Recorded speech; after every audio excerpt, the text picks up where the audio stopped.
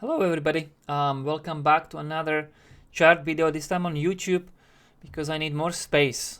Because I'm making sometimes short 2-minute video on X, but there you can only be 2 minutes long and I basically don't have the time there to cover as much as I would like. And in my last video I suggest you check it. I have just made a case why S&P 500 basically bottomed. It's very close. There is one argument that is very edgy, but it is just barely to be valid now, and I believe that the S&P 500 is in the recovery process, have bottomed at least for the first half of this year, basically, and since it intersected the 0.5 fib level in the past, in the previous bull runs, whenever we intersected that level, we actually went into new all-time highs even. So I believe that the new all-time highs for the S&P 500 could be actually could be next even, or a very bullish swing, retesting the previous all-time highs. It's also an option. Either way, some good weeks and good months even are now likely to follow. Some bullish months. In equities. And so what does this mean for crypto, you might ask? I certainly asked it myself, because when equities bottom, that's usually when the crypto bottom as well. Crypto's bottom too. This time also, however, don't forget that there is a slight deviation already, because last week equities crashed a lot and cryptos, they crashed somewhat, but not really a lot. So is this some kind of an offset in time? I don't know, but I also interpret it as a sign of strength though, because when equities crash this much and cryptos don't, it's also a sign of strength. But also let's also keep an eye, and let's just also have a warning finger here that it can be just a time offset, and cryptos are due to fall just later. And I want to go through with you very quickly through crypto indexes. I have one general point to make. So this is a total index, and when you zoom in, this red line is a 50-week moving average. It lost it, and now it's retesting it as a resistance basically. And by looking at the chart, it was pretty much nicely held last year. Even I know there was one close below, but it was only a little, only few percent actually below 50-week moving average. So this should actually be now a resistance, and we should actually go even lower for the total. At least that's what I can see on the chart. When you check total Q, you can see the 50-week moving average worked like a charm. We did lose it back in March, the 50-week moving average, and then we retested it back as a support, as a resistance, and it held as a resistance. We crashed harder, lower. And right now, but however, we seem to be on a 200-week moving average, which is a strong moving average, very strong, sometimes cyclically strong.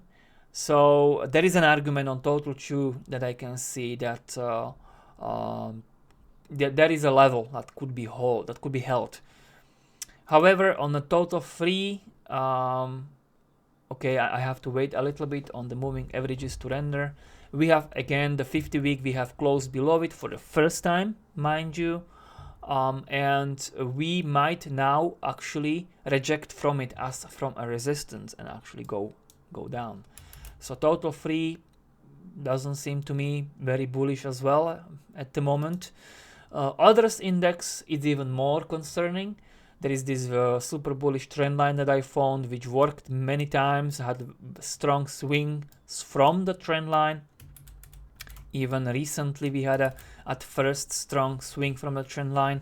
Also, you should also notice how we also lost the 50-week moving average, and the moment we have lost the 50-week moving average, we came back and it was a resistance. We rejected from there as from a resistance and went down. And right now we might do the same with this green trend line. It's few percent more up to retest that trend line, but it could be now, it could be proven to be a new resistance, and from there we could actually go down.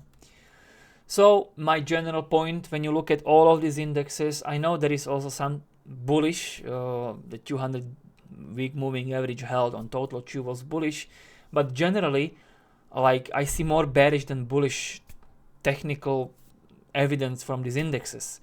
Also some of these trend lines, that they look like they are in the sorry state, these indexes.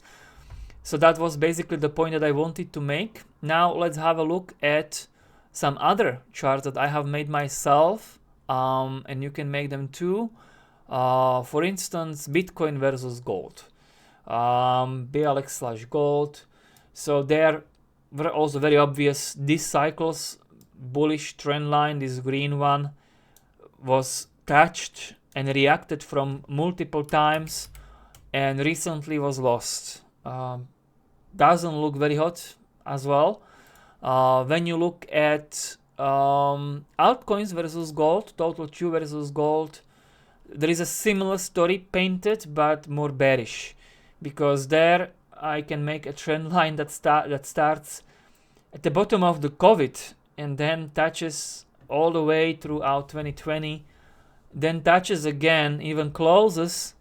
There is a close on it, open on it in October 2023, and then again swing point in 2024. Like, this trend line has worked so many times, and it worked again recently because we have closed below it, retested it as a resistance and rejected from it. So altcoins versus gold, they look even worse than Bitcoin versus gold actually. And maybe last but not least, as a bearish, just very quickly have a look at Ethereum versus USD. So not only basically we had actually this kind of looks like a triple cycle peak or triple peak, but twin peak at the very least. But this trend line, this blue trend line, this is very closely, like, many people look at this trend line because it's obvious trend line that starts. This is Ethereum versus USD. It starts at the bottom of the COVID, and there is a close on it in July 2022. Actually not close, but wicks on it, touches. Then we had basically the cycle lows on 2022 were touches, and then closes on that, but never losing this trend line. And recently we have lost this trend line and immediately went back, retested it as a resistance, and we have basically failed to regain that trend line, and are basically rejecting from the trend line back. So this is nothing but actually bearish, what I can see here. However, on Bitcoin, there is one actually different picture, and Bitcoin versus USDs is holding 50-week moving average still, in spite of the S&P 500 being having crashed over the past 2 weeks. I did not believe Bitcoin can hold 50-week moving average. I did not believe it, and it's still holding. And we have 2 days for a weekly close, but it looks like it will hold. Another bullish also that I want to have a look with you. Another bullish charts are when you divide Bitcoin.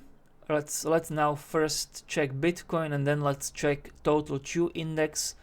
When we divide Bitcoin by S&P 500, I've already also talked about this chart on X recently, and this chart actually is looking better and better because we are holding 200-day moving average. That's the green line. And we have recently, this is a bull market support band, is yellow and pink. And we have rejected from the pink, from the upper part of it. Now we are at the bottom part of it, but we could hold, for all I know, we could hold, which means that we could then fully break upwards. So this is basically when you compare the performance of Bitcoin versus S&P 500. So this is actually, this chart looks different even by the first look at it. When you compare, that's why I'm going also with you through so many charts, because when you compare this one, it on the first look it looks like something is different here.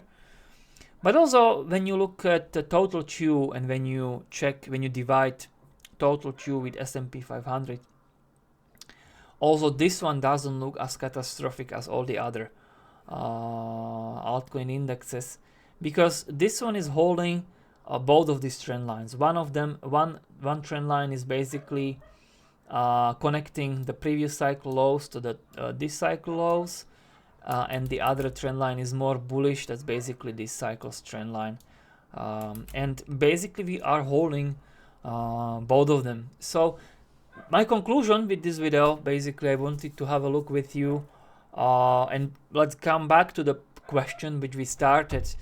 What does this mean for crypto if S&P 500 bottomed for the rest of Q2? Okay, at the very least, the rest of Q2 at the very least. Did cryptos bottom as well for the rest of Q2? And when it comes to bottoming, it actually could be the case. That was also the pattern of the past. So probably yes. But what to expect from cryptos then? How big, how high can they bounce? And all of these questions I'm still going to, because some of these indexes, what I started with my video, some of these indexes really don't look very good. So I want to see this weekly close and the next weekly close. I'm going to wait for roughly 10 more days. That's not gonna kill me to wait for 10 more days. And then I'm going to assess again and make a decision whether I want to come back into cryptos as they are today, whether these prices are interesting for me. So you let me know in the comments, however, what is your own conclusion.